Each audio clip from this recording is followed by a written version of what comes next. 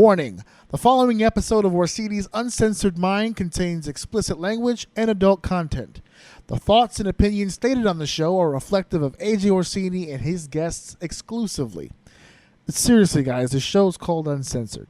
If you got a problem with bad language, I really don't give a shit.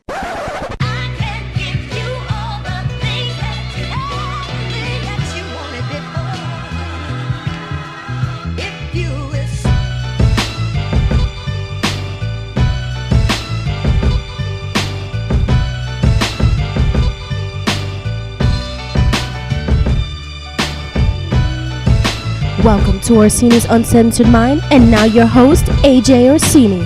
How the hell is everybody out there? This is your main man. This is your boy, your host of Orsini's Uncensored Mind. This is AJ Orsini, and I'm here for episode 48. It is Summerslam time. It is the second biggest show of the year, the WrestleMania of the summer season, and we are here once again for the much anticipated, much requested SummerSlam roundtable. So of course I am not alone. But before I get to my guests, which I have many of the guests today. So I will get through all of my plugging shit right now. If you're listening to my voice, you're probably on the Podbean app or the Podbean website. Of course, that's ajoum.podbean.com, where you can catch all the episodes every Wednesday. 9 p.m. is when I post all the new ones. Of course, that shouldn't stop you from checking it right now and checking up on all the old episodes. I know most of you do that shit anyway. If you cannot access me on the Podbean app, that's A-OK. I don't give a shit about the Podbean app. I don't work for Podbean. You can catch me on other platforms. You can catch me on iTunes, Google Play Music, Spotify, Stitcher, TuneIn, Castbox.fm, and Listen Notes. Those are my many platforms in which you can catch Orsini and get your Orsini fix on those platforms there. Of course, I'm currently wearing it. I finally got it in the mail. It's gray, it's sexy, big old logo in the middle of my sexy face. I wore it out in public. A few people knew that it was me. Another person told me it looked like the dude from Big Trouble in Little China. But you can get these shirts right now. You too can get the random Asian guy on your shirt right now, on your chest and on your back. The gray tee, Orsini's Uncensored Mind t-shirt by going to prowrestlingtees.com/AJOUM. For the WrestleMania roundtable, I was able to play the old school WrestleMania theme, and I was really into that song. SummerSlam doesn't have that. So I just went with my own regular theme here and intro. But since we're talking about the roundtable, let's get to our actual roundtable. Of course, you have myself, AJ Orsini. You have two returning members and a debut here tonight in the House of M. Of course, I'm going to begin to my right. There's no video, so I'm talking you through all this. The guest to my right has been here before. He attended the WrestleMania roundtable, as well as was my guest on the much talked about yet very hard to listen to comic book episode from Comic Book Week. I'm here with the authentic Brandon Lewis. How you doing, Mr. Lewis? Feel good. You feel good. With that bottle of water there, you're very healthy. Yeah. I got this Heineken sitting here. Checking the mic. I'm worried. Because of the tape. There's tape upon that mic. It's seen some better days. I have bad microphone luck. Yes, I know. I'm trying. I was just saying before we went on the air, we got to rematch that shit. But across from me, guest number 2, you guys have heard him on the roundtables before. He is a mainstay here. This guy was on the 30 Questions just released a few days ago. The professional social media troll, Mr. Matty Ming. Yes, it is me. We were just talking, by the way. You haven't been in Facebook jail in a long time, buddy. I haven't. I've been on my good behavior. I know now how not to get blocked. I say things all the right ways to not get blocked. Yes, I say things to piss you off, but it doesn't violate community. Yeah, he's a good man, yes. Folks. You haven't violated any of the community standards of Facebook? Yes, I have violated no community guidelines in the past 6 months. And my third guest here, who is making his debut here on the show. Of course, much like my brother a few weeks ago, this guy is a day one dude. He's been listening to my show pretty much the beginning. He's a good friend of mine. My WCW guy, by the way. I was the best man at his wedding, Mr. Alexander Polgreen. How you doing, Welcome. sir? I'm good. Thank you for having me on the show. Yes, I was your best man. Yes, you were. And we were not going to talk about it on the show because Brandon made fun of us earlier for Mike talking on the show, so now we're not going to do it. What? I was not making fun of you guys. You were mocking, and you said, no, we're going to talk about this on the show. No, that was a legitimate That was concern a legit, or something we should do? that is something. Look, if there's one thing I appreciate, and there's many things I appreciate about your podcast, it's that it's not just a wrestling podcast. You talk about many things, Yes, and many as things. married men, with funny stories about weddings, hell yeah, I think that would make a good Well, podcast of the four episode. here, there's only 2 married men. True. Me and you. I have all 3 levels here. I have 1 Me and- married, no kids. Me 1 and kid, Brandon no Lewis married. are still free. Yeah. We're not. Still free. We're not slaves yet. I was just going to Quite on say, the we have 1 plantation. married, no kid. We have kid, no marry. And we Yes. have no kid, no marry. Right. Yeah, and I have Brandon all is a of the well winner. I have all of the achievements unlocked. Yes. Brandon is a real runner. He doesn't have anything. Stay free, sir. Don't do it. Don't Stay woke. I have woke. nothing. I have nothing but my wits. Yeah. And your ball and chain. No, I have no ball and chain. Stay single as long as possible. My ball and chain just came back into the room. Well, not from putting my single. son to sleep. Stay And not she tied made down. a face. That's a face you're familiar with, sir. Oh, Mr. very Polgreen, much yes. See, He, Alex. see, that the we should talk about on the show. See, But that's another time. That's another story for another day, folks. The great grape soda incident of 2011. We will get into that at some point. I want to leave that in the show as like one of those mystical things the fans will just wonder about for many weeks on end. We'll save that for like episode 100. Because then, guys, episode 100, I don't know if you guys heard, I'm going to be doing a live show for that. We're going to be taking calls for that. Ooh, I want to be on So that. that's why I would love want- to take some calls. So I'm going to save some stories for later on down the road. That one people may want to call in and ask questions about. Hey guys, Orsini here, and if you've been following my show for the last few weeks, then you know that I've been on a bit of a weight loss journey. And as with every journey, there are bound to be a few bumps in the road. And for me, those bumps in the road always happen to be finding time to get to the gym. I know that's something you can relate to. That's why when I was helped up by my boy Michael Buckley, he gave me the information that I knew I had to report to all of you, the squad of O. Because see, my man Michael is the owner, founding father, if you will, of Buckley Body Solutions. It's an online personal training service based on your current fitness level, your needs, and whatever it is you feel you want your goals to be. It's a monthly program, 3 workouts per week specifically created for you. The detailed charts, photos, video demonstrations of each exercise, communications through text and email. There's a lot of things going on with this service. It's the new up-and-coming service. He's the new up-and-coming personal trainer. You've got to get on this. All you need to do is go to his website, buckleybodysolutions.com. You can even email him directly at michael@buckleybodysolutions.com. And get this, folks, get this, specifically made for me, and which means it was made specifically for you. If you go to the website and subscribe now, your first month will be 20% off. All you need to do is use the promo code ORSINI, ORSINI, and you can get 20% off of your first month. Hey, it's very important to stay fit. It is very important to keep yourself together. Take the first step. No more excuses. Don't worry about it. Head over to the website, buckleybodysolutions.com. So this year's SummerSlam is going to be taking place at the Barclay Center. It's here in Brooklyn, New York. Exactly 4 train stops from where I'm recording this shit right now. It was actually kind of funny because this is their 4th year in Barclay. Obviously, that means not only is it SummerSlam again for the 4th year, but NXT Takeover will also be taking place the night before on Saturday, which is NXT Brooklyn 4. And we were laughing, and we being me and my wife, because we attended the first Brooklyn weekend. With Takeover, we went with you, Brandon. Actually, we saw Takeover with you, where I saw one of the greatest professional wrestling matches of all time, Sasha Banks and Bayley, live. Listen, that match was good. I'm not even was really on good. that. Exactly. Yeah, I'm not It was a really good matchup, Are you going especially this live. No, I am not. I won't be here.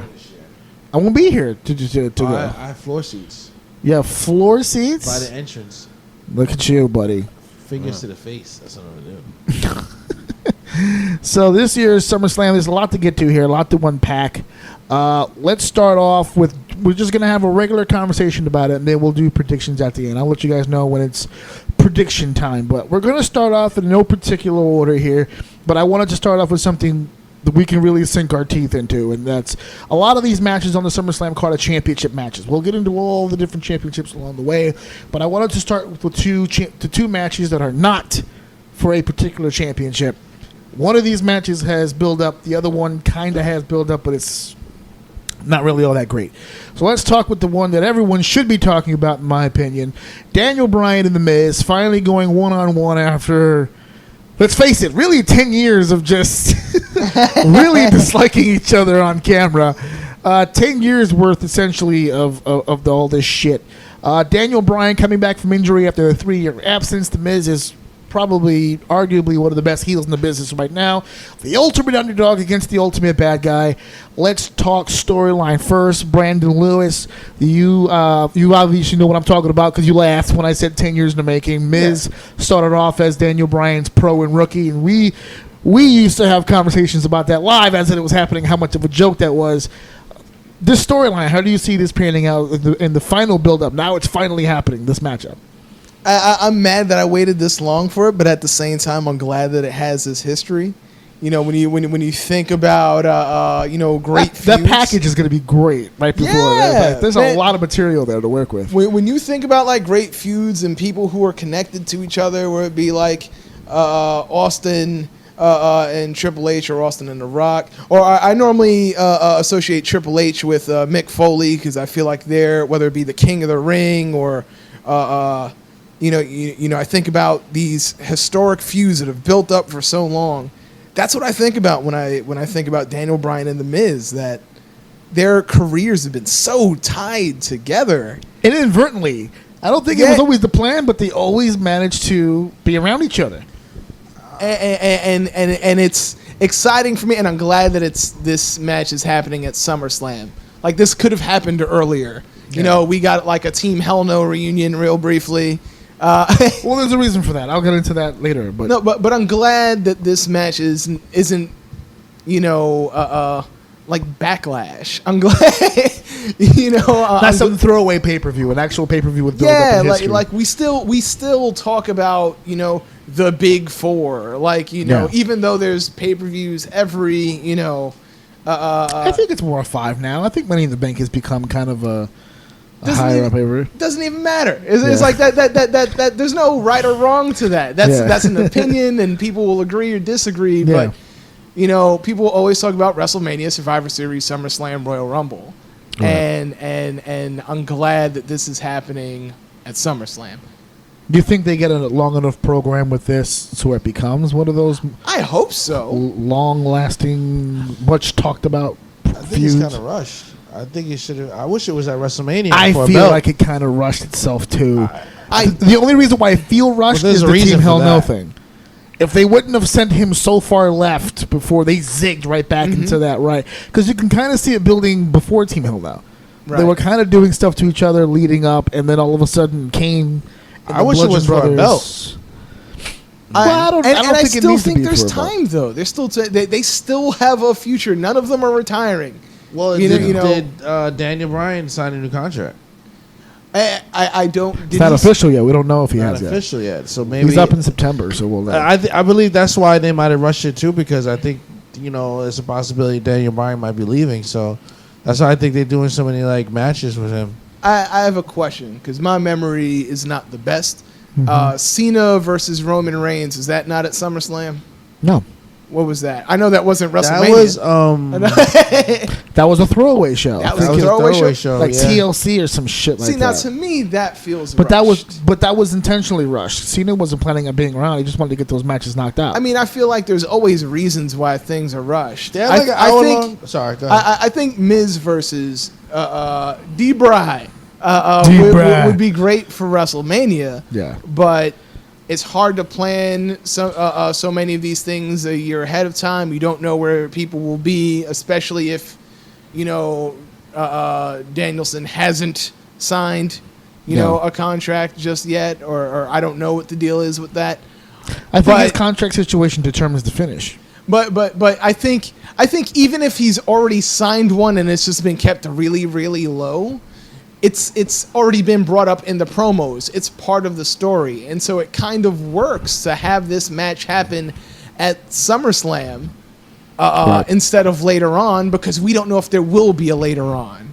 Right. Exactly. So it works to me. It's exactly why they're having it. I don't think that WWE knows if he's coming back. So I think that's why they rushed it. I think they may have an idea, but since nothing's been put to ink yet, I'm not entirely sure. Polgreen, you've been to many shows in the Barclay Center. How do the fans... Do you see an old school reaction to this matchup, or are we still on that new school shit where the crowd's just going to shit on whatever and do whatever? Because the way that this has been built up, Ultimate Underdog, arrogant asshole heel, this is 1970s wrestling here. So are they going to respond to it like 1970s? Are we going to cheer the good guy and boo the bad guy, or is the new show coming out now with Miz and Mrs. going to ruin that? Nah, I think the crowd is going to respect the show. I mean, it's Daniel Bryan, yes movement. Everybody loves him. So it will be a lot of back and forth, a lot of and booing with the punches and the kicks, and Miz has his fake copy of Daniel Bryan's moveset. So I think it'll be a lot of back and forth. Yeah, and I forgot about that. You know, Miz is going to be using his own moves against him. Yeah, I think that's gonna get. I think that's gonna get nuclear heat when he starts doing the kicks on Daniel Bryan. It's Miz does the kicks, the crowd does the nose, and then when Yeah. Daniel does the kicks, the crowd does the yes. I'm not so sure. If that doesn't get heat, then the crowd sucks. I'm actually- not so sure. I don't think the crowd's going to be You weak. don't think the Miz won't get heat for doing Daniel shit against him in the match? I'm not sure. I think. What's it called? I would hope. I actually hope. I'm not sure either. It's less of a I think New York is going to cheer the heel because I think the majority of the people will be behind Daniel Bryan. But I think over the course of last year or two, Miz has gotten a lot of respect from people who didn't respect him when he was Bryan's coach.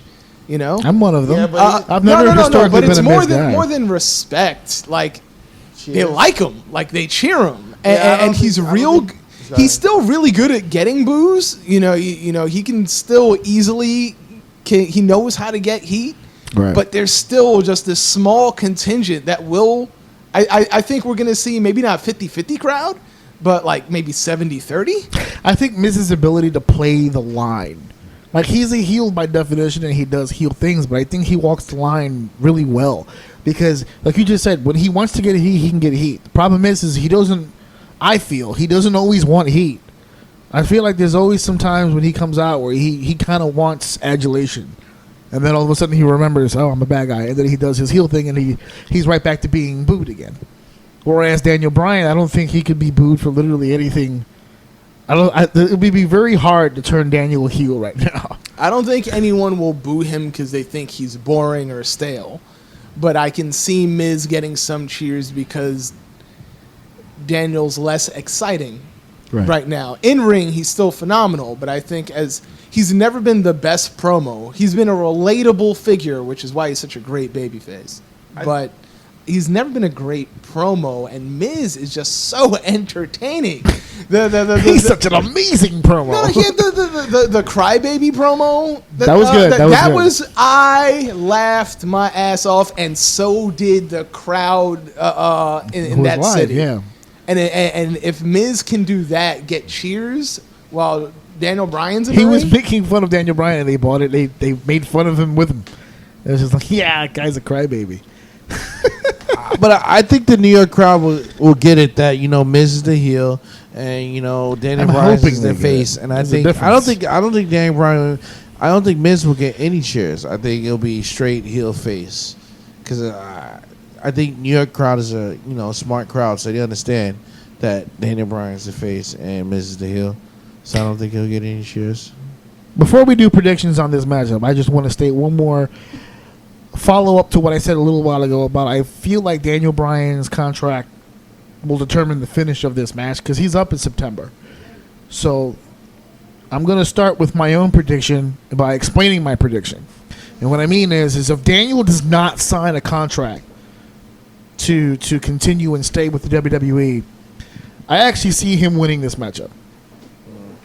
If he signs again, I see him losing in a fuck finish. Because I think if he signs again, I think that one of the biggest reasons he'll be signing is I think this stretches from SummerSlam to WrestleMania.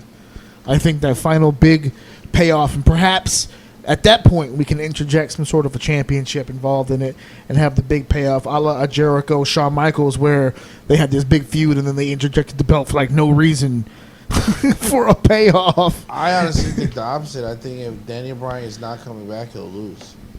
But why though? Why would he lose though? Because to give Miz the heat. Because he's staying around. He's sticking around. So give somebody who's going to actually give Daniel Bryan the heat for beating give Miz the heat for beating Daniel Bryan so he can use it because he's sticking around.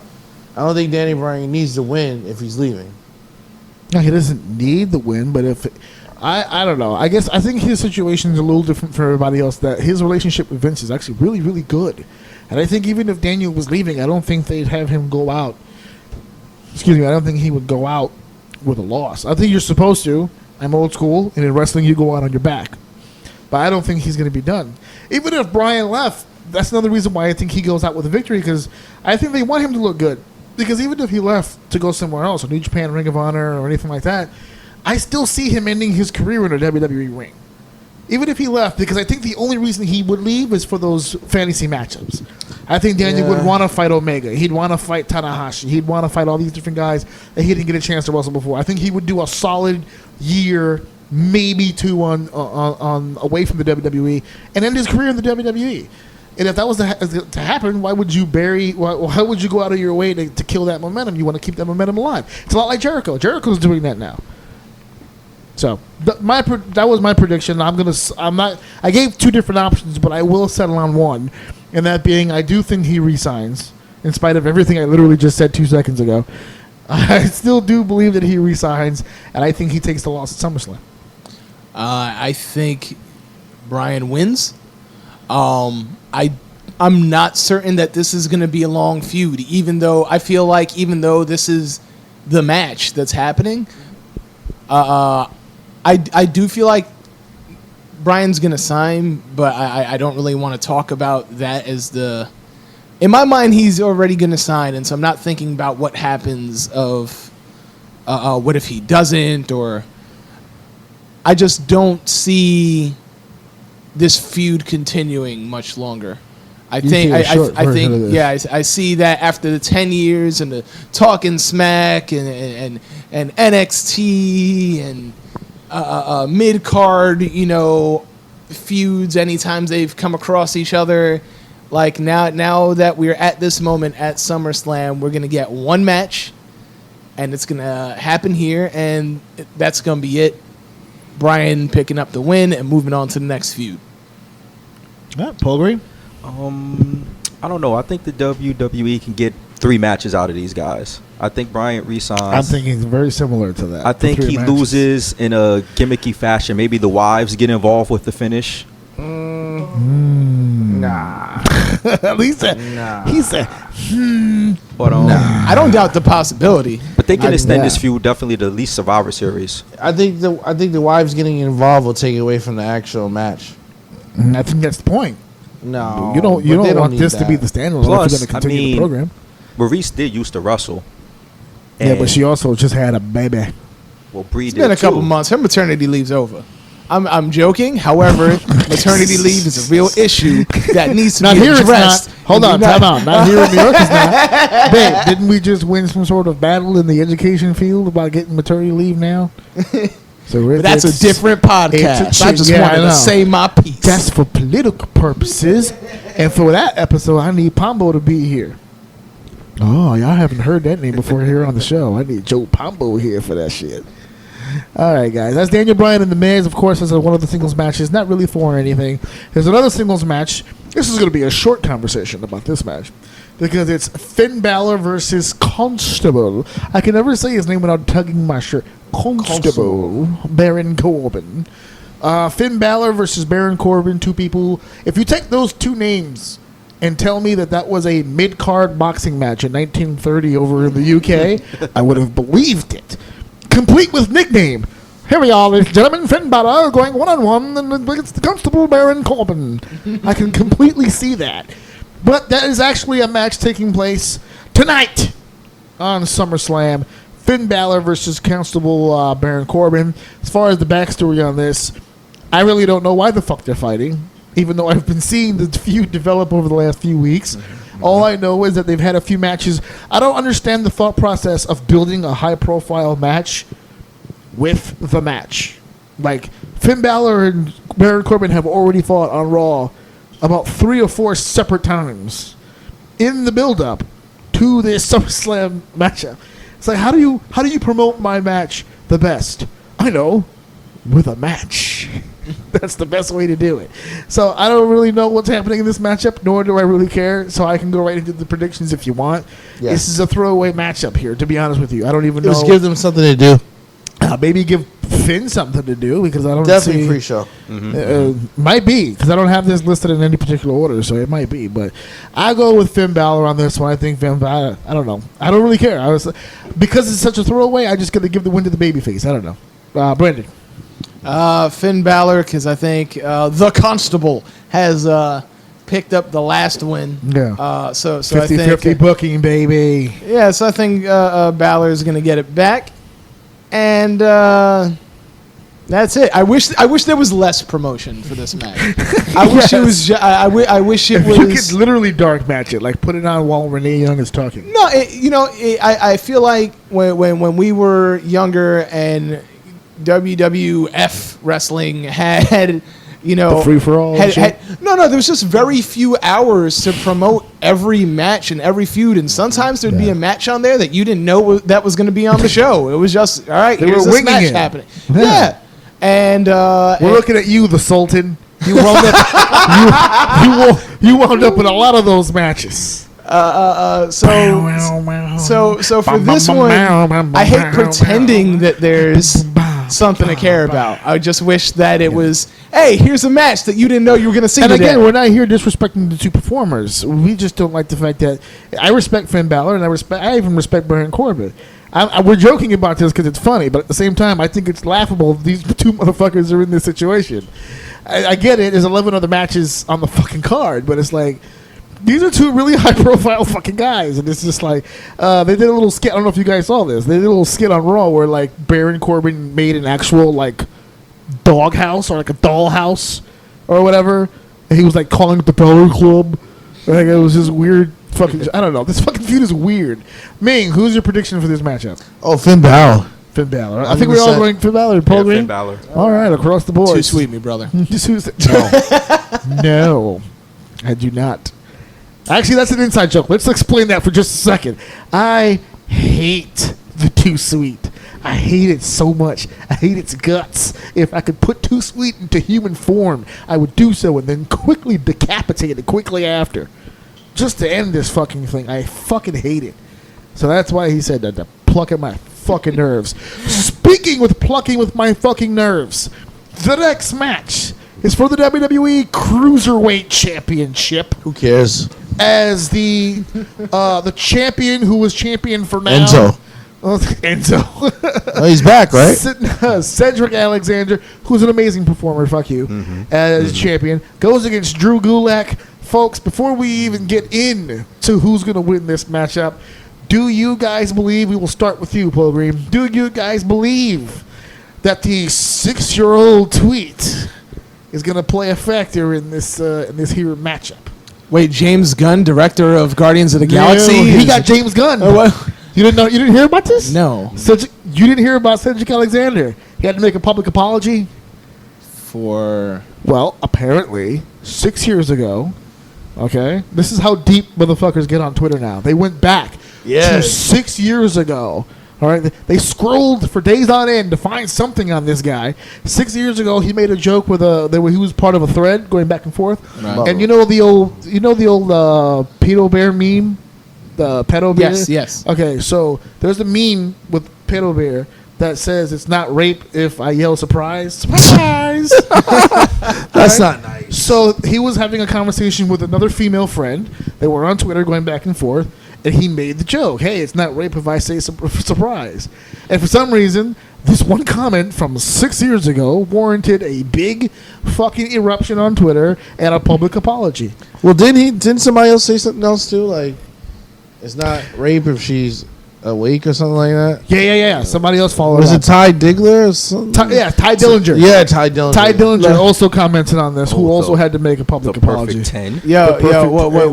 What I find scary about this is that last time I was here, we had a comic book conversation. We had and I believe we spoke about Comic-Con. Yes. And for those of them who could hear it, yes, that's what that's what we discussed. And I know for a fact that there is a picture of me getting choked out by Pedo Bear.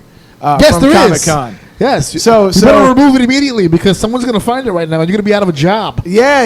Because so there goes my acting Everyone career. listening to this video right now, whether you're in the UK or Sweden or the Saudi Arabia or wherever the fuck you're listening to me at right now, go onto your Twitter right now and just comb through that shit and start deleting shit. You know that innocent video from like 8 years ago where you slapped the waitress' ass and then gave the thumbs up? Delete it right now. You because can't of do women's that. rights. You can't do that. Hashtag me too. Get rid of that fucking video right now. Get rid of it right now. For all you guys who used to make all those, go back to your college years and start deleting tweets like immediately.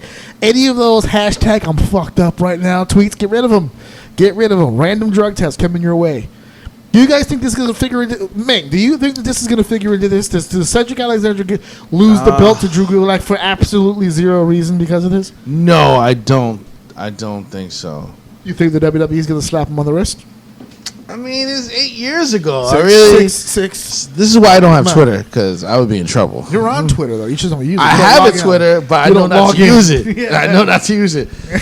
But even the professional troll won't go near Twitter. I don't like Twitter. Actually, I don't like Twitter. He said, "I'll tell Sasha Banks to go fuck herself, but I'll be damned if I tweet it." But I'll say it on Instagram. Yeah, Instagram, where no one's looking. No one's looking at IG. Yeah, nobody cares. If I say something in Twitter and to Sasha Banks, it'll like travel around the world like super fast. It'll trend.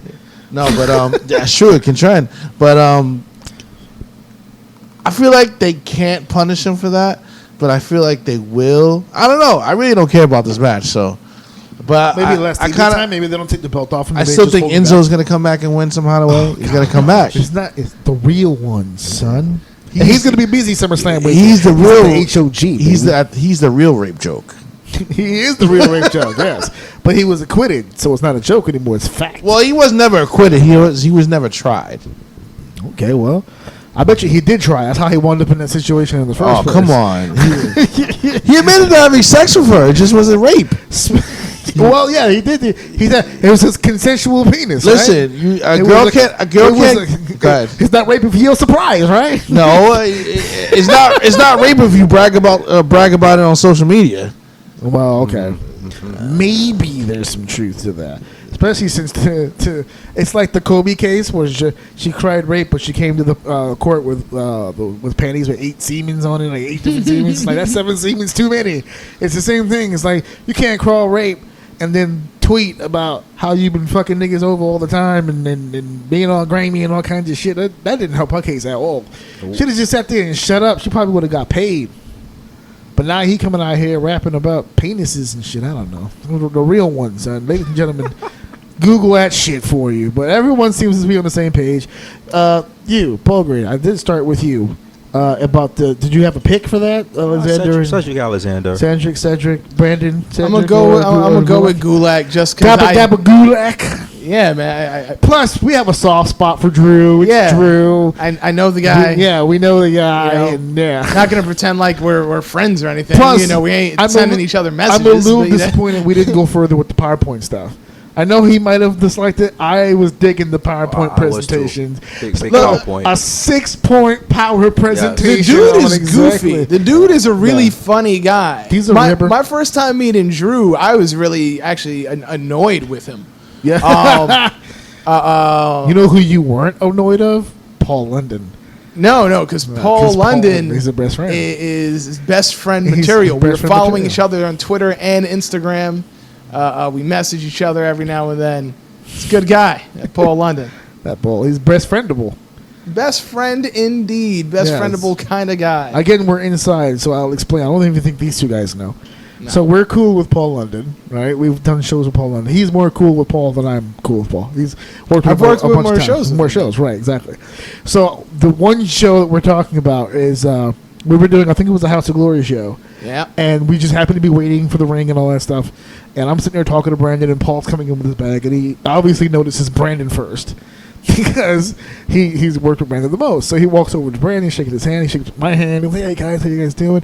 Like it was cool that Paul London walks in, like WWE superstar Paul London, and he literally drops his bag. He doesn't even care about the locker room anymore because he ran into us. So that's cool. So he's talking to us, and I made the joke. I said, man, you guys are like best friends. And he looks over at me, points at Brandon, he goes, well, he's very best friendable. He's a very best friendable person. So it's ever since then, hashtag best friendable. And he's a cool guy. I think the only person who could potentially be cooler is either Julio De Niro or who was also very cool to us. Julio De Niro was or really that cool. same day Brian Kendrick was just outside barefoot, just on the sidewalk of Brooklyn, baby, just barefoot. Just barefoot, not giving a shit about nobody's bullshit. Oh, Jesus. Speaking of not giving a shit, you notice how I keep taking these things and segueing into the next slurring your words. Are you drunk? Huh? You're slurring your words. Are you drunk? Not even a little bit. What's up with you? Accusatory. I will not have my character put on display here or questioned. You sack of shit. I'm trying to get to this next matchup. Jesus Christ. You ruined the whole segue. Now I have to say this shit all over again. Speaking of not giving a shit, the United States Championship is on the line here. Oh, boy. Shinsuke Nakamura, Nut Cruncher, the dick puncher himself, Shinsuke Nakamura, goes against the charismatic Enigma and fellow ball punchy, Jeff Hardy, for the United States Championship. Not much of a build-up, but it's so funny because the best part of the Nakamura-Hardy build-up has been Randy Orton. And he's not even in this fucking match. I actually thought they were building toward a three-way for this pay-per-view. But here we are, one-on-one, Nakamura versus Jeff Hardy for the U.S. Championship. Ming, I want to get your opinion on something. Go ahead. Was the U.S. Championship a mistake? Should they have pulled the trigger with him and AJ? Was this a consolation prize? Yes, it definitely is a consolation prize. I don't think he was ready to beat it. I don't think he was ready to beat Nakamura. I mean, I don't think he was ready to. Champion? Yeah, I don't think he was ready to beat AJ. I think that it definitely is a consolation prize because he did lose 6 straight pay-per-views. Like he didn't win a pay-per-view for a long time. So it's definitely like an attaboy for sticking through it. Attaboy. Yeah, take this belt. But I think he's a good U.S. champion. I think they're gonna have a good match, but I think he's gonna win. You see Nakamura retaining? I see Nakamura. Oh, I actually see the same thing, but I think for a different reason. I definitely see Nakamura retaining. Polgreen, Nakamura, Jeff Hardy. This has been a very, very weird build-up. Don't know if Definitely you've been following. weird. Have you been following? A little bit. One of the questions that I have to ask you, not so much the WWE Championship, but Shinsuke Nakamura. Now, you've grown up watching wrestling, same as I, WCW, WWE. Those Japanese folk haven't really got much of a fair shake at the old E for all these times. Now, Nakamura is probably one of the best pushed Japanese stars they've ever had. I agree. One of. He's in the conversation. But, like I said, we were just talking before about consolation prize. Do you see if he... First of all, do you see him winning this matchup, Nakamura? Secondly, how long do you see him running with his championship? He's gonna win. There's no reason to put the belt back on Jeff Hardy at this point. There was never a point in putting it on him in the first place. But I digress. Nakamura, I think he'll hold the belt on until at least the Rumble. At least the Rumble. That's a long time. Yeah. That's a long time. The reason I say this is because after Jeff Hardy, who does he fight? You have to have some type of storyline build up. Who goes after the United States title? You can pick somebody. My man Mojo was coming up in the ranks. He's on Raw though. Yes. Who, Mojo Rawley? He's on Raw with Bobby Roode. Raw? He's on Bobby Roode. He is on Raw. Yeah. So who? No, I'm trying to pick another. I'm not Mojo. I'm thinking of Sammy.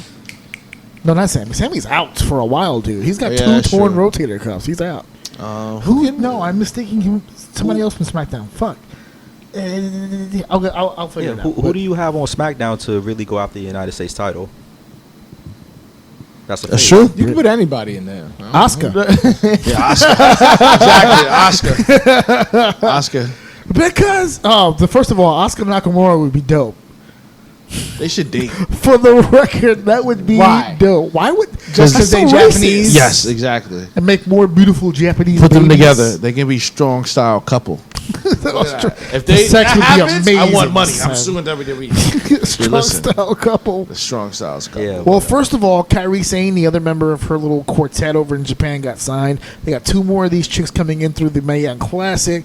We're going to be all Japanesed up a little bit. We went from having like no successful Japanese to literally all Japanese show now. The Triads faction is coming. I'm telling you. Triad implies 3, buddy. There were 4 of them. Yakuza. Yeah, there you go. There you go. Equal opportunity racism. Yeah. That's actually one of my funniest clips, the Chinese restaurant story. What story Which you guys know when you called up your Chinese restaurant with Ian. Yeah. I'm not proud of that. No, you can't say that. I'm not proud of that. You got banned from your Chinese restaurant. Yes, I did. But so now that you said that on this podcast, somebody's going to pick that up 6 years from now when I'm trying to get a loan for my house, and then I won't get it because of this. Thanks. It won't be because of this. It'll be because the clip is actually on YouTube right now. That's why. There you go. It's trending. There's a lot of stuff on me on YouTube. Yeah, you really shouldn't be worried about that what should I be posted. wiped clean. Like, your young self is not going to be not going to be happy that you're selling out like this. You should be selling. You should be saying the most outlandish shit ever all the time. That's the gimmick. It's hard now, right? You're maturing. Confident. You're finding it hard to beat me now. It's hard because I feel like I have a good job. You know, I have a daughter. You have a daughter now, yeah. So I can't get away with a lot of things I Who say. will be the next line of feminists that you shit on in your old age? Yes. You know, as you get older, you're just going to be more and more hateful toward women. Yes, I am. But it's going to make her stronger. Your daughter's going to be like, rise up against me. She's like, if I could survive him, I could survive anything. Exactly. She's going to be like the woman who introduces him, like, this is my crazy ass dad. He says things sometimes. Yeah, don't pay no mind. He might say the N word. Yeah, he like at least 27 times. I can't wait till she brings friends over. It's over. Yeah, he curses when he brushes his teeth. When she brings friends over to the house, it's gonna be over. Like I'm gonna be saying. Like girlfriends. Like you gotta go open the fridge in your boxers. And let's not even talk about a boyfriend. That should be nice. It's gonna be Bad Boys 2 all over again. Okay. You ever had your shit pushed in? You ever made love to a man? You want him? Speaking of making love to men, there's a triple threat match over at Summerslam. I still never gave my prediction. Yes, you did. Nope. Who did I pick? I didn't. You picked. Yeah, I thought you picked Jeff Hardy. I never gave a prediction. Okay, well, go ahead. All right. So I could have sworn you. Okay, go ahead. Because I don't think Jeff Hardy's going to win. Oh, so then we're all. I'm starting to notice a pattern here. All right, go ahead. You're also Shinsuke. The dude is hurt. Jeff Hardy's hurt. Jeff Hardy's hurt. He came in broken. All of a sudden, now it's a big deal. He just keeps breaking further. He's only hurt because holding up to that schedule. He's only hurt because he can't do drugs to feel better. There you go. It's catching up to him. I mean, it's why he lost the championship in the first place. Now he's getting his rematch. Let's just make him lose and get him off TV. Let him sit next to Sami Zayn. Yeah. I kept it quick. He's a broken man. There's a lot of those walking around here. All right, but speaking of breaking men, there's a triple threat women's championship match for the SmackDown brand. I was able to do segues from both of those, by the way. I didn't mess it up. Yeah, no, you didn't. You did good. You were a good boy. The SmackDown Women's Championship will be decided in a triple threat match. Carmella defending her championship against Becky Lynch and Charlotte Flair. And to be honest with you, if I am Becky Lynch, I am pissed. How in the flying fuck did this turn into a triple threat match and you're still trying to maintain that Charlotte Flair is a babyface? Hogwash. I call bullshit. Give me your theory. In order for me to give my theory, I'm going to have to just make my pick already. Okay. I see Becky Lynch not winning. I see Carmella retaining. I also think when we talk about who does good promos and who's among the top heels in WWE, you need to have Carmella in the conversation. She gets shit on a lot because people don't like her in-ring work, but she is one of the best heels in WWE right now, and I see her retaining. I see Charlotte and Becky competing for a number one contenders singles match on SmackDown. I see Becky winning and Becky getting that one-on-one at the Evolution pay-per-view. Hey, you. Yeah, you. The one listening to this show. What shirt are you wearing? It doesn't matter. It's trash. It's a terrible shirt. You should tear it off right now and be ashamed of yourself. You need to go buy my shirt, AJ Orsini's shirt, the official Orsini's Uncensored Mind t-shirt. How can you get this shirt? I'm glad you asked, you big dummy. All you need to do is go to prowrestlingtees.com/AJOUM and buy the shirt. It's gray with a good logo on it. It's a beautiful thing. You need to buy it for yourself and your family and your friends. Stocking stuffers, under the tree. I don't care what you do. You can wash your car with it. You can use it as a bookmark. It's a dumb bookmark, but you can use it as a bookmark. I don't care what you do with it. If you're Spanish, you can tear it to pieces and clean your house with it like you always do with those other rags. Maybe you could update your stuff. I don't care what you do it for. Buy the shirt.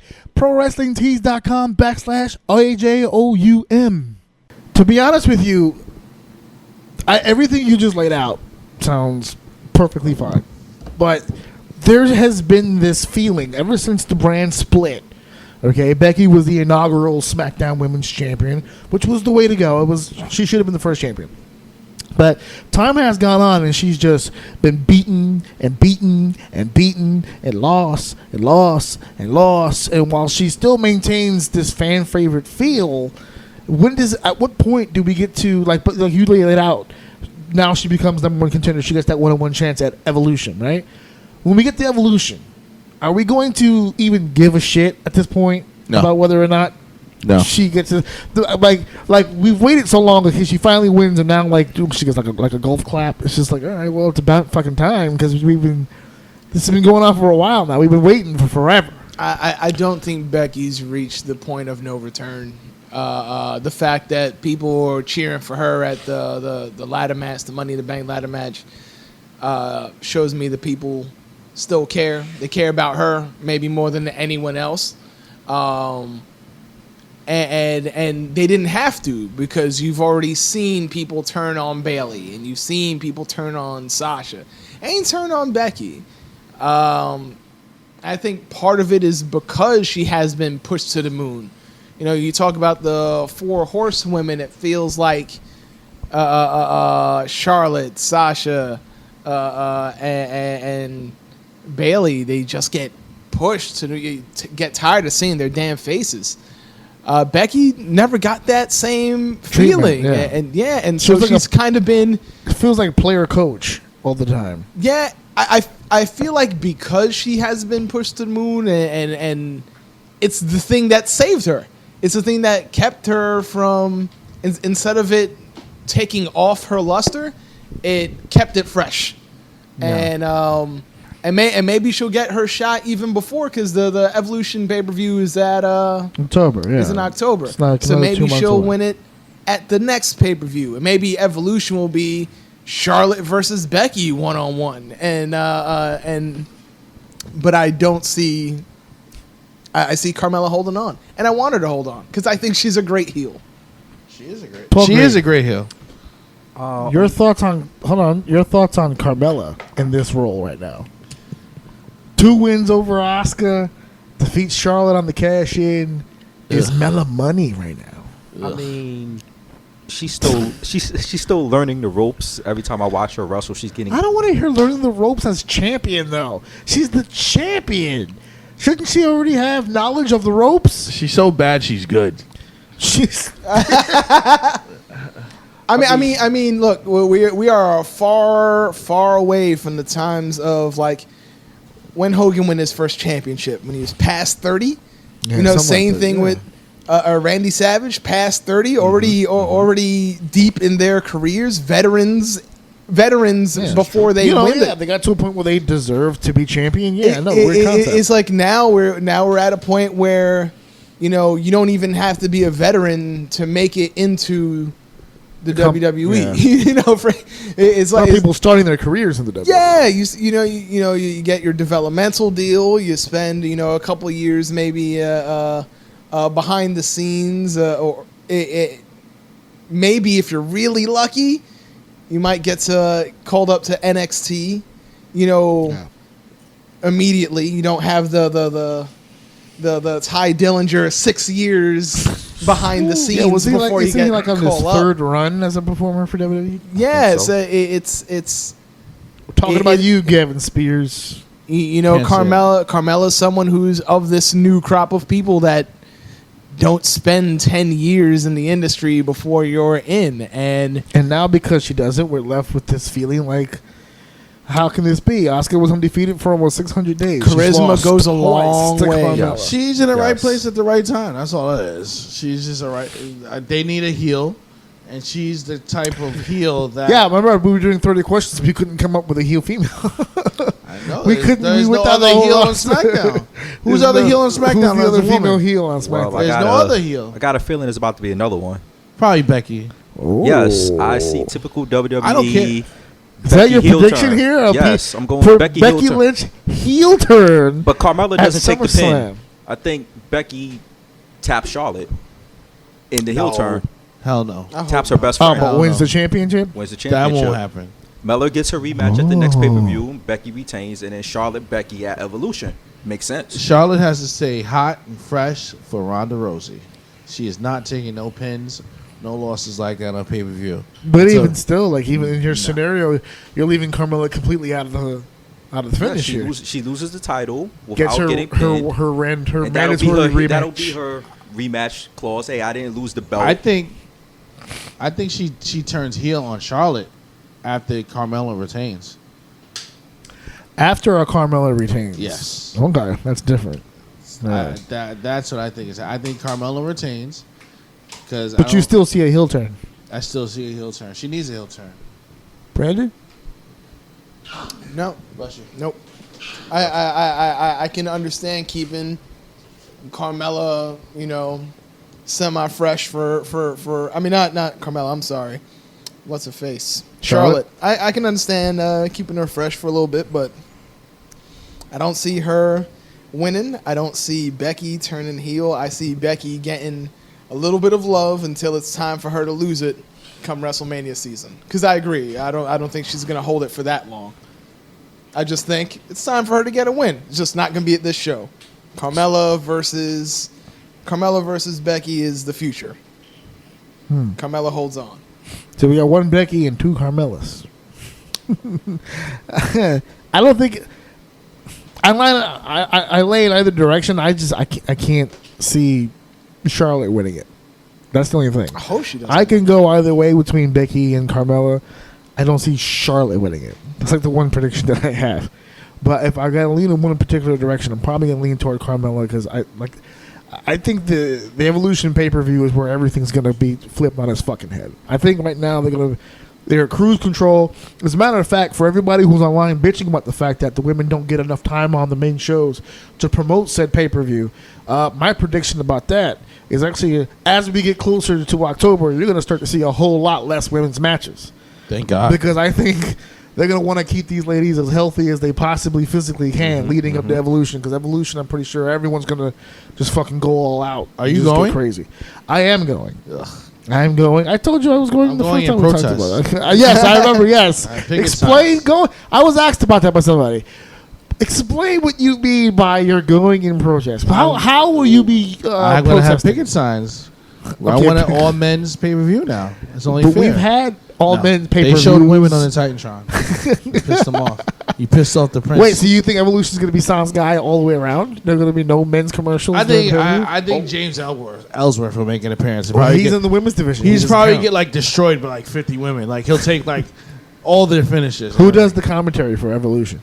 Oh, Stephanie for sure. You know what the really annoying thing is? I'm going Stephanie. Lita's going to probably be on there. Well, they're working out Beth Phoenix for the Mae Young Classic. They're trying her out. Let's hope so, because Lita's horrible. Can I just say that I want Renee for it too? I don't know why Renee doesn't want Trish to do it. I know. I'm just speaking on the. for this one pay-per-view. Listen, everybody you could name, Trish, all the old school. I mean, Molly Holly. That would be great for color. We need a play-by-play guy. Girl. No. Put Charlie on. Give her a try. Charlie, the interviewer? Yeah. What about Dasha Bot? What about JoJo? Dasha Bot. I'm down with giving JoJo a shot, but if JoJo. Look, part of feminism is the women's right to choose, and if Renee doesn't want to fucking broadcast, then she shouldn't broadcast. This is a roundtable of 4 guys. We've mentioned feminism quite a bit during this, and not exactly in the best care. I mean, one question: is there going to be female referees too? That's a quick question, because they only have like one hired. So unless they have her doing all the matches. Actually, you know what? Bring back Jacqueline. She was a former referee. A great referee, and she doesn't have the bazungas anymore, so they don't have to custom tailor her. Like, remember before they used to give her that crop top that went like just underneath, so it was like all titty, like no shirt. It was like 17% cotton and about 83% titty. That was the ratio. It was an 8-to-2 ratio on the titty. There's a whole lot of titty. Not a whole lot of fabric. A whole lot of titty. There's a whole lot of titty there. Yeah, you could bring Jacqueline back. I'm sure maybe they can rent a few refs on the indie circuit. Rent a few. Yeah, exactly. You can figure that shit out. Yeah. Well, they should do like all women everything. It's all women commentary, all women referees. They obviously have enough female ring announcers, so that shouldn't be a fucking problem. And then James Ellsworth. For some reason. Well, the Raw Women's Championship Triple Threat match, we all just discussed that. Everybody got their picks in. Okay, good. The Intercontinental Championship will be on the line as Dolph Ziggler once again, shaking his head, once again defends the Intercontinental Championship against Seth Rollins. Is it me, or are we working our gimmick matches in reverse? Because usually you have your singles matches building up to a big stipulated match. They did a singles match that led to an Iron Man match that now leads back to a singles match, which I don't get, but I do kind of get. Because you would normally follow up an Iron Man match with a very brutal, like violent gimmick match after. You know? It's like having the submission match be controversial, so now we get inside of a cage, that type of deal. The Iron Man match, I believe, should have led to something even bigger, even grander to end this feud. But I think the reason why they're going back to the singles match, and I hate to fucking say this out loud again, but here we go. The counting. The fans trying to hijack the show, counting the fucking during the Iron Man match. I think the WWE got scared. They were like, I don't want to put them back out there in the gimmick shit, because then that becomes an issue. Because the fans are going to hijack. We're at a point now where we all have to just assume if we do something stupid out there, they're just going to try to hijack it. So now we're back to a singles match. We've never gone from singles match to gimmick match back to singles match. It's just this never happened like that ever in the history of wrestling. There's supposed to be an even bigger and even grander, especially for SummerSlam, the quote-unquote second best pay-per-view of the year. So, I mean, help me out with this, Brandon. What am I missing about any of this? Are they really scared that the WWE Universe will hijack this show again? I really don't know. I'm stumped. Because it happened at that one pay-per-view, and you would think maybe that Chicago was just being Chicago, but then like every subsequent Raw and SmackDown after, there's some sort of fan involvement with this feud. It's almost like they're picking this one in particular to just continuously just fuck with. I think the thing with here is it doesn't require a big explanation. I think there's a couple of big matches that are going down, like you mentioned, many championships on the line. And for that reason, there's going to be matches that suffer, matches that don't get to go as long. And I think this is going to be a very quick match. I don't know who's going to win. I'm rooting for Dolph, though. You have to make a prediction who's going to win. But you're hoping for Dolph. So I'm hoping. It's funny because when we began the winner's going to be Drew McIntyre. Watch. When we were beginning the podcast, we were talking about the earlier, the first two that you mentioned. One of them, maybe not have a lot of conversation behind it, but this is the match that I actually don't have a lot to say about. It's just two people fighting. Yeah. Well, hopefully we get Dean Ambrose. This will be time for why? Him. What do you need? It's time for his return, but why here? Why this match? Hopefully he'll Zach Seth. Go heel on Seth. Yeah, hopefully. Flop. You were shaking your head when I mentioned the match. What's going on in your head, Polgreen? It's kind of boring to me, actually. Boring. I think they should have had self. 5 years ago, this would have been a crazy dream match. No, here's the thing. It might still be a fantastic match. No, it'll be definitely be a good match. I don't care. As the dream would say, can you make them feel? And this does not. I think there'll be something hokey with this match. I don't think it's going to be a straight up match. Either Drew turns on Dolph or Ambrose attacks Seth. I think something hokey's going to happen. Polgreen, does McIntyre play a role in this matchup? Of course he does. Their pairing is weird to begin with those two as a team or duo. I thought the WWE was going to push them to the tag division, but they didn't. And yeah, McIntyre is going to interfere with this match at some point. I mean, Ziggler doesn't need the help. He's a fantastic in-ring performer, and Seth can go too. They don't need the outside hokey finish, but probably so. But you wouldn't be shocked if you saw it. Of course not. Well, they're ripping off Shawn Michaels Diesel. This is like 2.0. That's all it is. Shawn Michaels Diesel 2.0. Shawn Michaels. It's almost identical, I right? don't even feel like it's 2.0. I feel like it's like we're on the fourth or fifth. Yeah. Because wasn't it Shawn and Psycho Sid? I don't know. I'm thinking about like because Dolph and Tomko. Dolph is a heavy. Dolph is a heavy Shawn Michaels fan. He even has his boots. Like he's heavy Shawn Michaels. Super Michaels Mark. He's Super Michael. He's like a mark for Shawn Michaels. So I'm eventually waiting for them to break up and have their feud. Which is another reason why I'm hoping you're right about Dean Ambrose because I do want him to come back heel. Yeah, he's definitely due. I mean, I don't know if he's coming back SummerSlam, but I hope you're right. Well, he's been ready to come back for a long time. Yeah, and I'm waiting for it. I think it'd be cool because right now I'm not interested at all, and I don't see. I don't want Seth in the IC title picture anyway. I want him to be further up. I'm not interested. And he had a chance to be further up until the fans decided a clock was more important. I keep saying that on my show. I'm going to keep going. In the mid card, I don't see him moving up. You guys have Dean Ambrose's heel turn all fucked up. Mine's is so much better than what the fuck. You guys all want him to turn heel against Seth, man. I want him to turn heel on Renee. That's what I want. I want them to start some stuff between Seth and Dean, and it's kind of like flimsy. You don't know which way he's going to go. And then all of a sudden he gets asked the wrong question and he drops that bitch.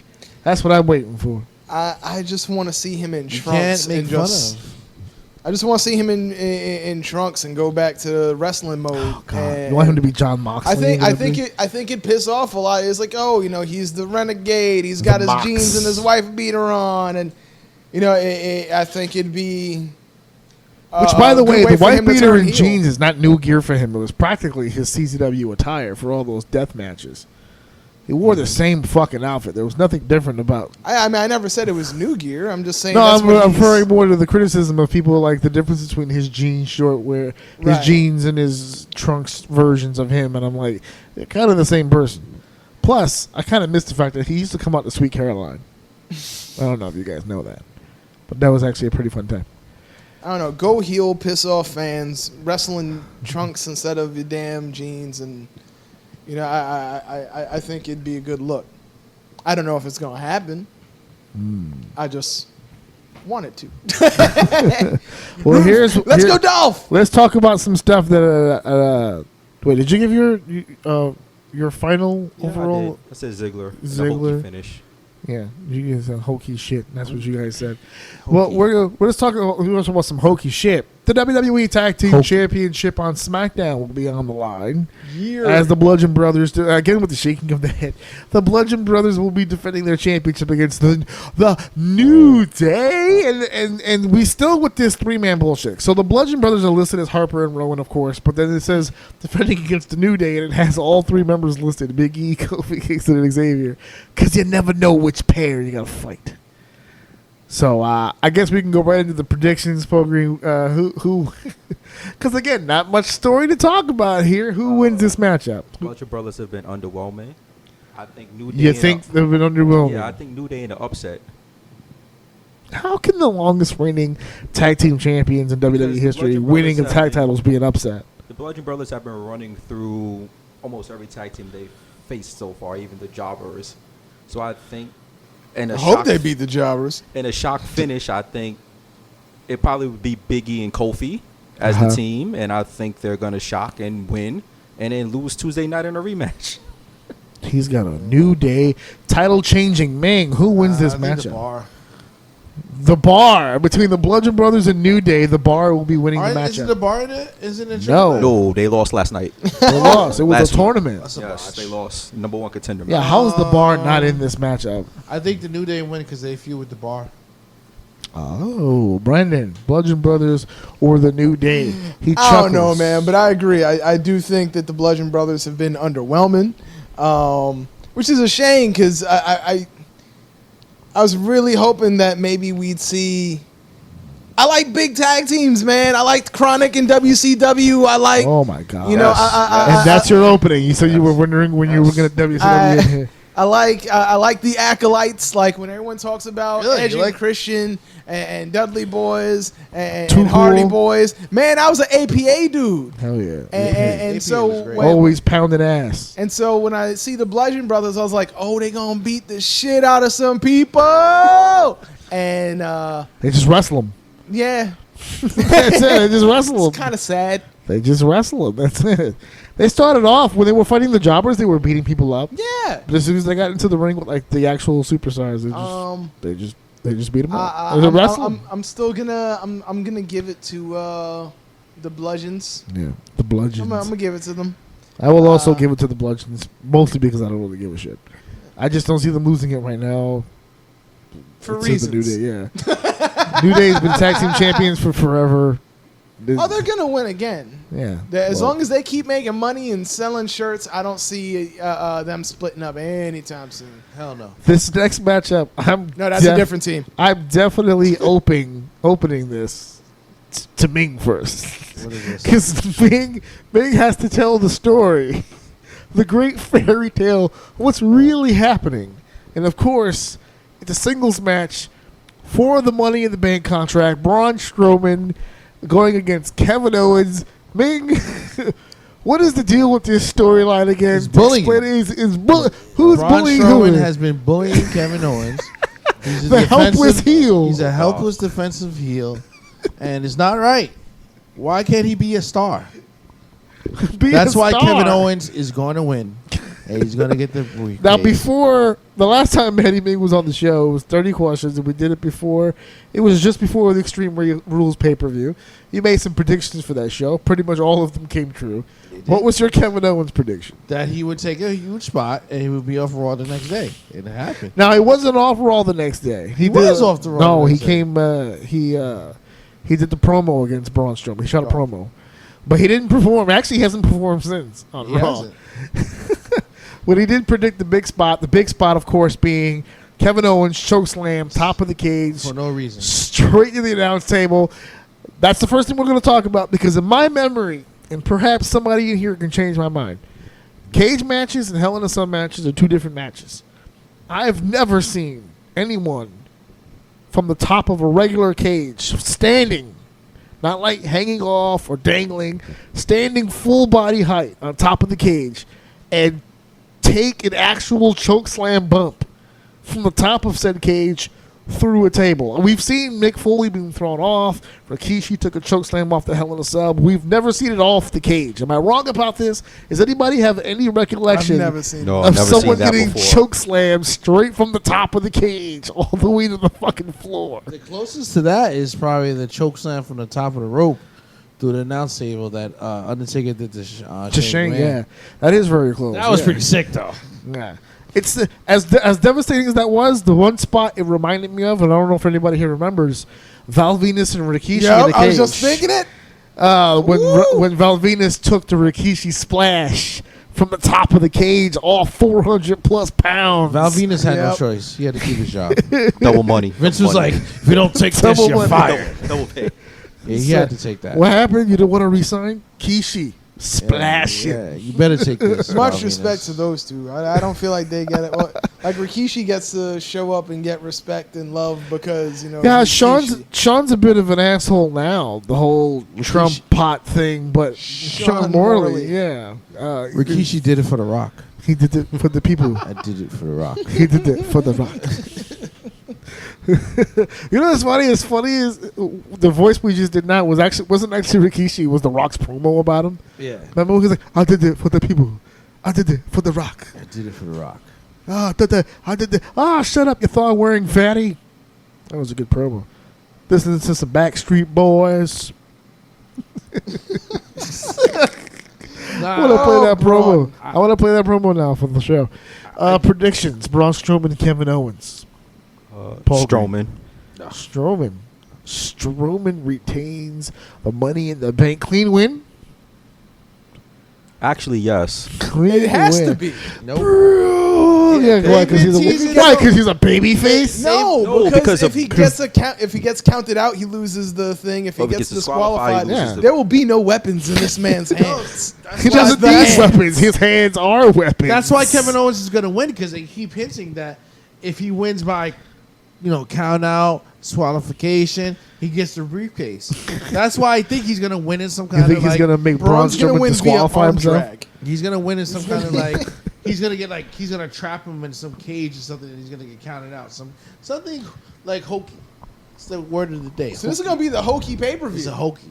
This is going to be a very Hulk. He's definitely winning. He's definitely winning. I am not doubting that possibility, just because there's a lot of times when my predictions are like pretty on the money, and then some weird hokey shit fucks up my streak. Mm-hmm. some weird hokey shit. So he's okay. Polgreen's got Strowman. Ming has got Kevin Owens. You selected Strowman. So I'm the only ones for Owens? And what in the Ken Kennedy is this match anyway? This is so Thank you. dumb. No. Thank you. This match has been done before. Yes. With Ken Kennedy. Right. Well, Ken Kennedy is the only time that it ever backfired. It's the only time that it happened, because other people have put their briefcase on the line before and never lost. Dumb. To put your briefcase on the line? Yes. It's the equivalent of putting your WrestleMania title shot on the line. Yes. I hate that gimmick. That's why he's if you going to look win back at and I feel like I said this at the last damn pay-per-view or some other round table or something, or maybe I just said it in general as friends without microphones and recording material. Yeah, I forgot what that life is like. But like the Royal Rumble does not mean shit to me, because whoever wins the damn contest ends up defending their right to Not always. It wasn't always on the line. It may not be defending the title opportunity, but somehow the person who is the Royal Rumble winner ends up having to prove himself over the last couple years. This has been an ongoing thing, because it's supposed to build up sympathy with the audience. A babyface deal. He's overcoming the odds.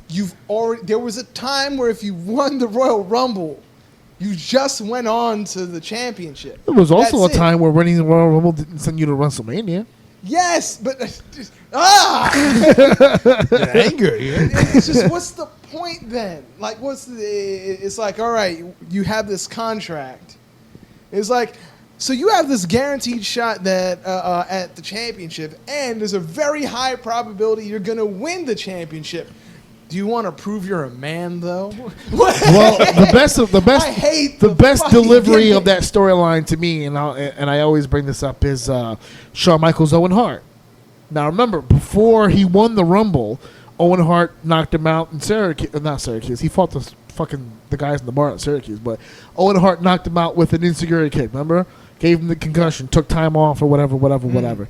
So Shawn goes forward and makes the big comeback. He wins the Royal Rumble. He's going on to WrestleMania.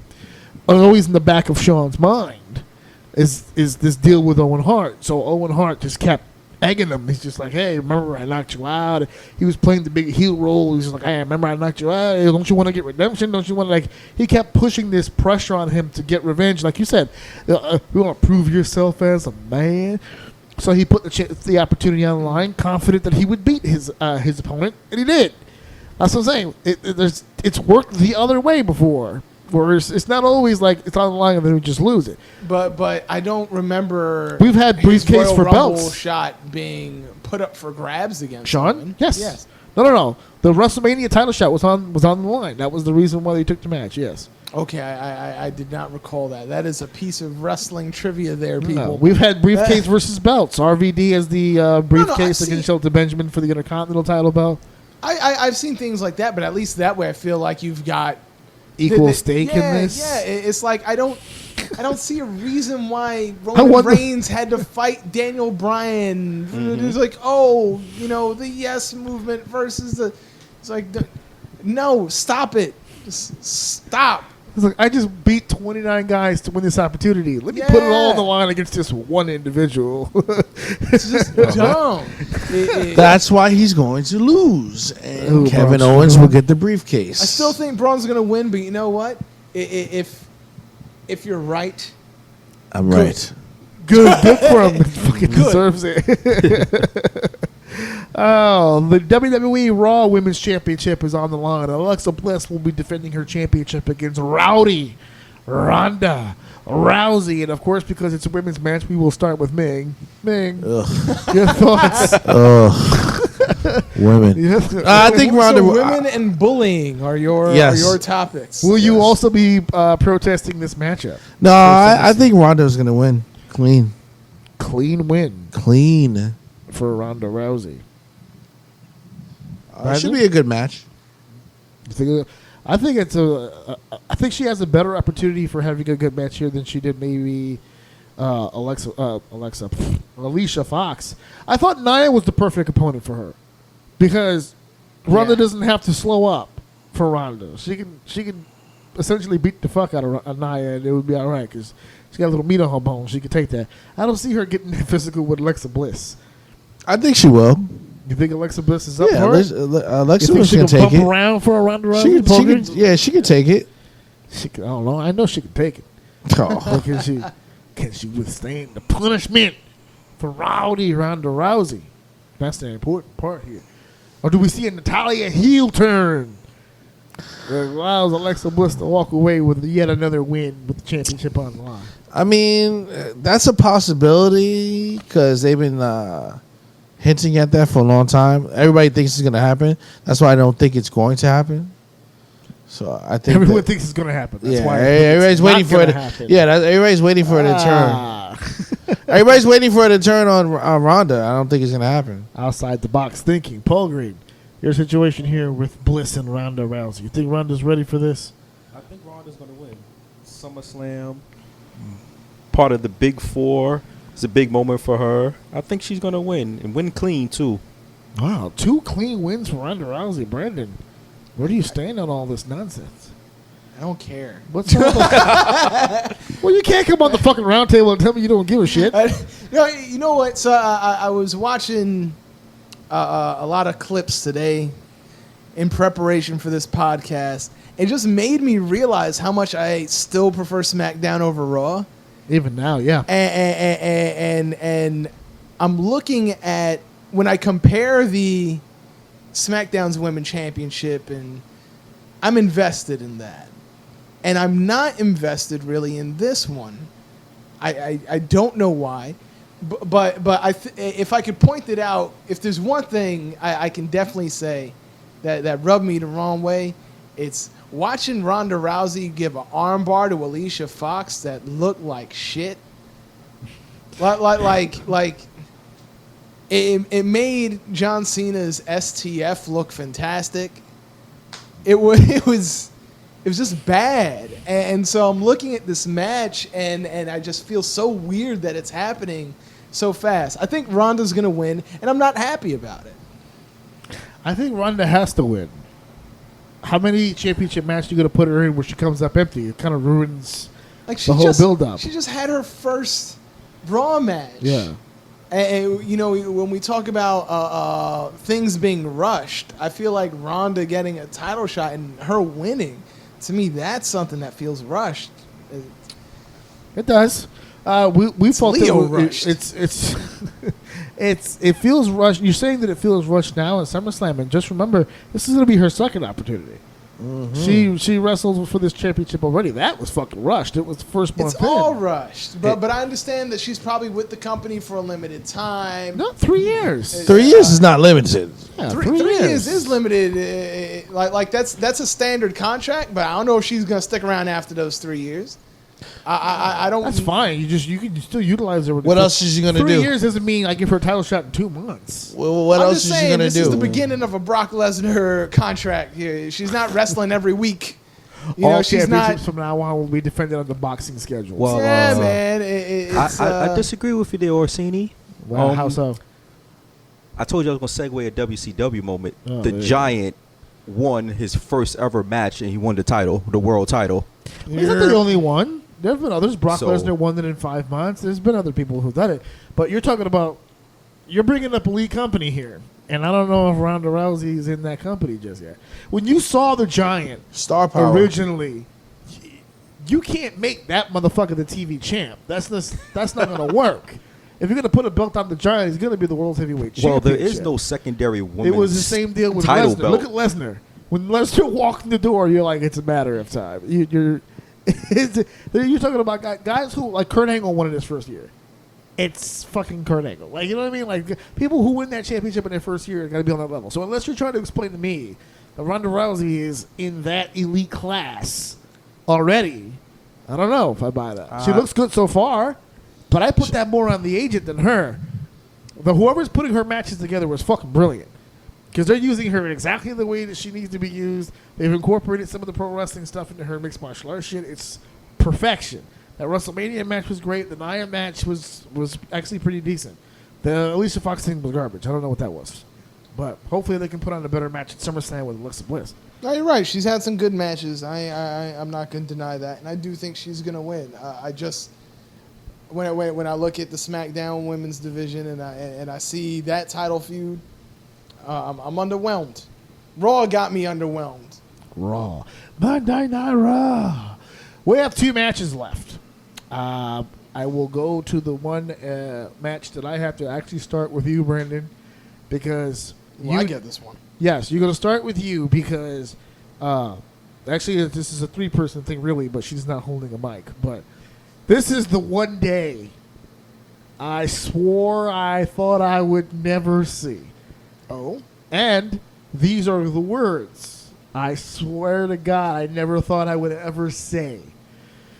But the next contest we have to talk about is for the WWE Championship. AJ Styles will be defending the WWE Championship against Samoa Joe for the world. I never thought I'd be saying those words, folks, for years as TNA fans in back New in the York day. City. In Brooklyn, in the Barclay Center. 2 of the greatest TNA performers of all time will compete for the ultimate prize, the black belt. You know, the WWE Championship, AJ Styles, Samoa Joe. Brandon, did you ever think we'd get here to this match right here, right now? And the build-up's actually been pretty decent so far. And they haven't had to rely on the old shit. I think at some point in my life, I had to think it was possible.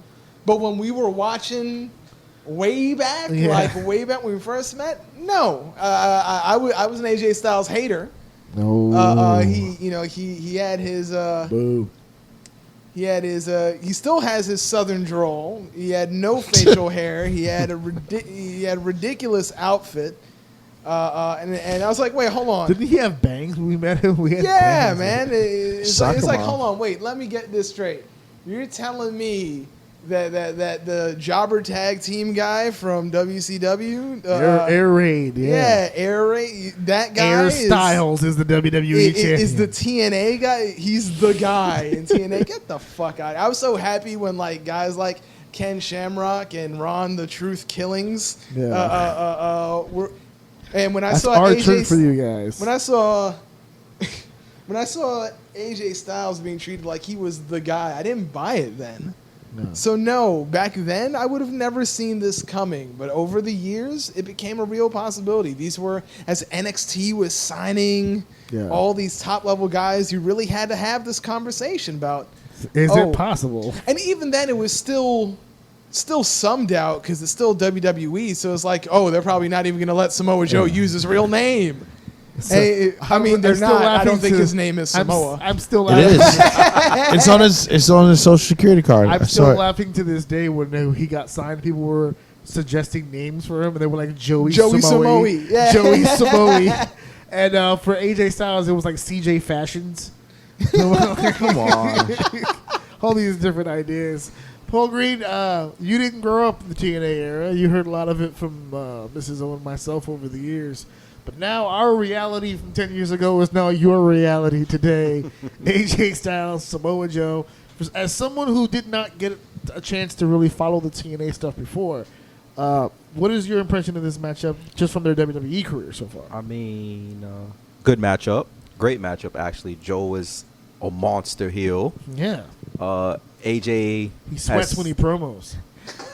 AJ's had the belt for a little while now, and some of his matches against Nakamura weren't... I think that was the only hitch in the giddy up. If you take the Nakamura feud did not help Styles at all. This is a legitimate threat to his reign, and I'm excited to see what happens. I'm surprised AJ Styles could even still perform. I thought by now his balls would have been turned to dust, all those nut shots. He was taking dick punches on house shows, kid. It was too much. You can't keep that gimmick alive like that. No. Who pitched it? That's when you know you want to really be WWE champion. When they start pitching shit like constant punches to the dick, and you just keep greenlighting that shit, like you really want to be champion. He's a trooper. He's a trooper. Here's the finish. He's a company man. You're going to punch me in the balls. He said, I'm going to punch you right in the balls. Right in the nuts. To keep my championship. Prediction, Matty Ming. Who wins this matchup? Samoa Joe. New WWE champion, Samoa Joe. Yeah. Or does he win by like a fluky way where he wins Nah, but he doesn't win a championship? he's put in his dues. He's lost a lot. Samoa Joe. I think this is one of those attaboys. Hold on, say attaboys. Yeah. We couldn't have you beat Attaboy. Lesnar, but you could beat AJ. AJ's Yeah, cool. pretty Brandon, much. Prediction. Who wins this matchup? I'm going with Joe.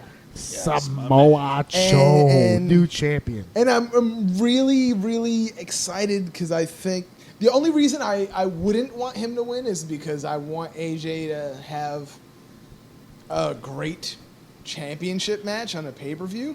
That'd be And nice. the Nakamura matches have blown, in my opinion. I've been very let down by them. I just want it to be a very good match, and I know they'll deliver. The last man standing match is pretty good. I didn't like it. The last man standing match got good toward the end. It It was a really slow build. It picked up, It picked up, but Like I got invested in that matchup, but it didn't have me the entire time.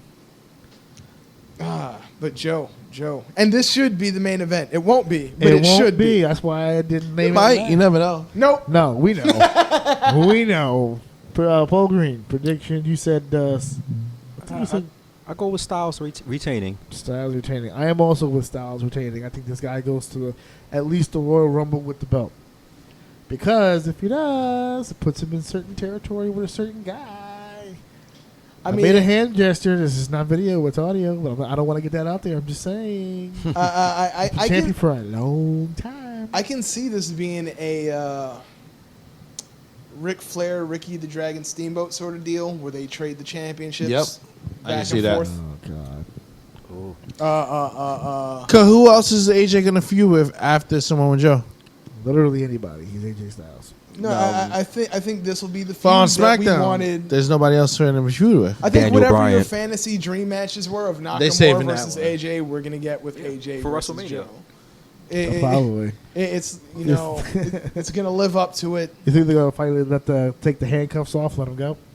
Oh, I think they're gonna let him go. And you know what, man, Joe's another one who I don't feel he gets more love, like way more love than someone like Carmelo. But he's someone that whenever I hear people talking about mic skills and stuff like that, we talk about Which has improved a lot. We talk about the Miz so much, and the Miz is great. He's cool, but like he ain't all encompassing, right? the Joe is the kind of guy who doesn't need to use internet lingo, and He's not one of the hip doesn't need to kids. he doesn't need to pick up anything off the dirt sheets, craft has- a story. He has an Instagram for his dog. Yo, normally He's got an Instagram for his dog, homie. does. normally when I see people drag in like the family stuff, into the feud. I think that it's corny and it's cheesy. It reminds me of like Jericho and Punk when they brought in the alcoholism and stuff like that. I promise you, Punk, I will never say anything about your mother again. But your sister, on the other hand, those promos were great. Oh, Jericho can make anything work, but I felt like it was unnecessary. But she's an alcoholic. She does drugs. Joe's promo about AJ's family was great, and then I thought like AJ sold it very well. It's like, you know my kids. It's corny when you hear it so often, but it's like, oh, he's getting in his head, he's getting in AJ Styles' head. But the way that AJ was selling it, it looked like he actually did get in his head. Like I believed, I became a fan again. I was like, ooh. I was excited. Yeah, no, I got it. I was trying to see what she said over there in the corner. She's making Kame reference because I said I got excited and I came. Sexual references. Yes. And I know sold it. My wife's a perv. I love her. This is always a pervert. That's not ladylike. That's all right. I didn't marry a lady. Feminism. Yeah. She doesn't have to be ladylike. Hey, it's not rape by your surprise, son. That's Polgreen. We need a selection from you, my friend. Styles or Joe? Styles. Yeah, he said Styles. Yeah, he said Styles, right? Yeah. I also say Styles. I very confident. Yeah. There's one match left, folks. Buckle up, because it's about to get interesting. The real main event of SummerSlam. I don't care where it lands on the card, and chances are that it will land as the main event. You know it will. You know it will, Barclay. I told you, this motherfucking building is 4 tray stops from where I'm at right now. And I'm telling you, folks, this is going to be the main event. Brock Lesnar defending the WWE Universal Championship. That's right, folks. The red belt's on the line. I know it's been a while. Against the same guy it was on the line against last time. Actually, the last 2 times. Roman Reigns. Folks, let's be honest. This is the real main event of the show.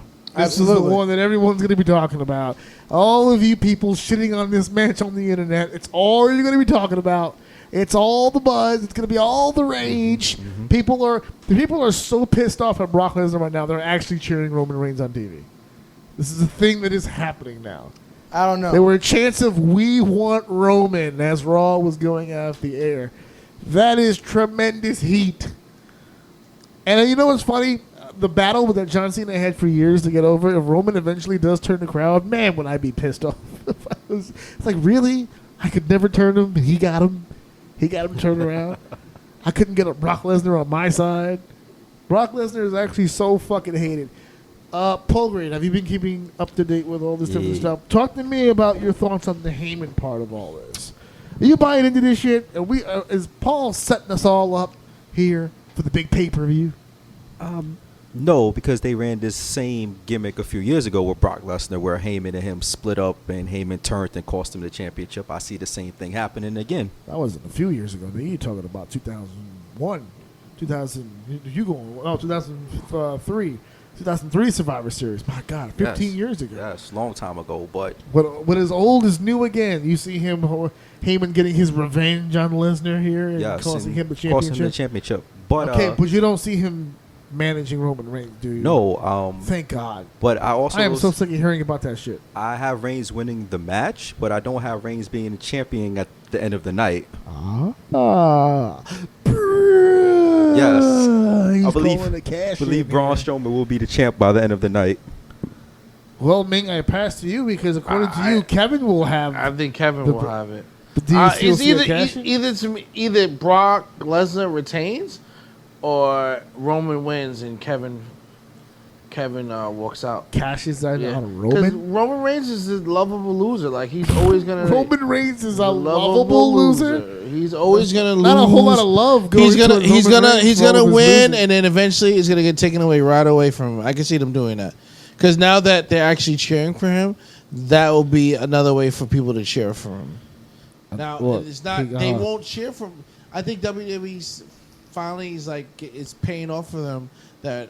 the fans are actually cheering for him now. So they have to keep that momentum going now. Yeah, so they have to keep. So him beating Brock Lesnar and then losing to Braun will kill that, because everybody will cheer for Braun. Now Kevin Owens can beat Roman Reigns and still get that heat. I still think it would kill Roman's momentum, though. I think a cash in of any kind ruins that. What momentum, may I ask?